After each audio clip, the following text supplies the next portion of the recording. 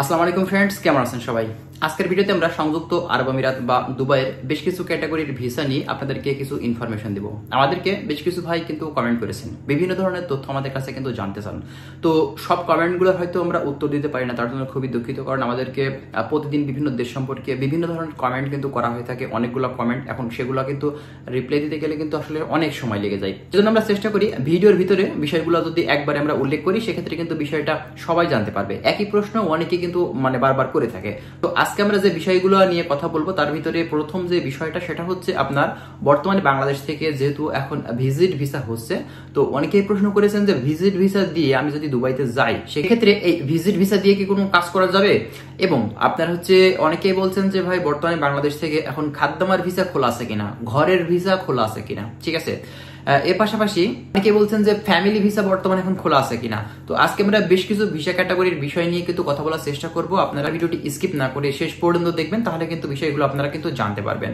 যারা চ্যানেলে নতুন আসবেন, অবশ্যই দুবাইয়ের বিভিন্ন ধরনের ইনফরমেশন জানতে আমাদের চ্যানেলটিকে সাবস্ক্রাইব করে রাখবেন। আমরা নেক্সট টাইমে চেষ্টা করবো আরো অনেক ধরনের ইনফরমেশনগুলো আপনাদের মাঝে শেয়ার করার। তাহলে চলুন কথা না বাড়িয়ে আমাদের যে মূল ভিডিও আছে আমরা সেটাই স্টার্ট করি।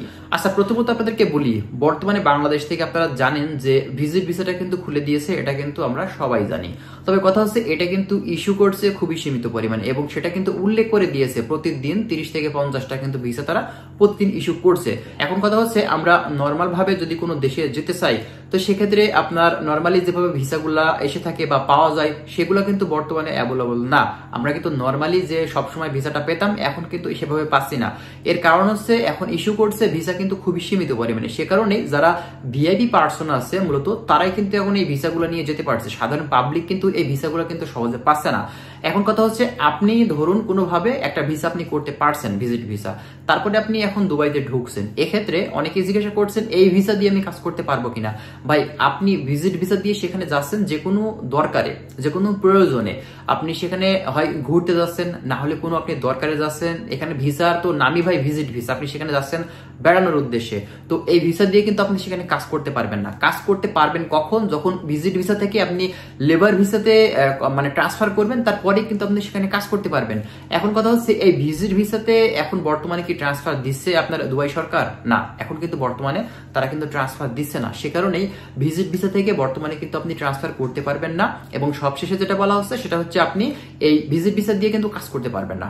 এটা আশা করছি আপনারা কিন্তু ক্লিয়ার হয়েছেন এই বিষয়টা, যারা আমাদের কাছে জানতে চাচ্ছিলেন। ঠিক আছে, এখন কথা হচ্ছে বর্তমানে ঘরের ভিসা এবং খাদ্যমার ভিসা এগুলো এখন খোলা আছে কিনা। হ্যাঁ, আপনি বর্তমানে কিন্তু এই ভিসাতে অবশ্যই কিন্তু যেতে পারবেন। আপনার আরবি যদি আপনার নামে ভিসা যদি আবেদন করে ভিসার জন্য, সেক্ষেত্রে অবশ্যই আপনি কিন্তু এই কাজে বাংলাদেশ থেকে কিন্তু আপনি এখন ঢুকতে পারবেন, কোনো সমস্যা নেই। এরপরে আসছে ফ্যামিলি ভিসা। আমাদেরকে ফ্যামিলি ভিসা নিয়ে অনেকে জিজ্ঞাসা করেছেন, ভাই ফ্যামিলি ভিসা বর্তমানে খোলা আছে কিনা।